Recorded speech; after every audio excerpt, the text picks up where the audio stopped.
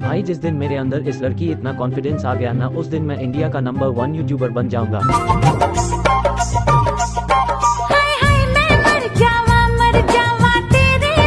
बहन तू उसके बिना भले ही ना मरे, लेकिन अगर ये वीडियो बनाते टाइम सड़क पर कोई गाड़ी तुझे कुचल गई तो जरूर मर जाएगी तू।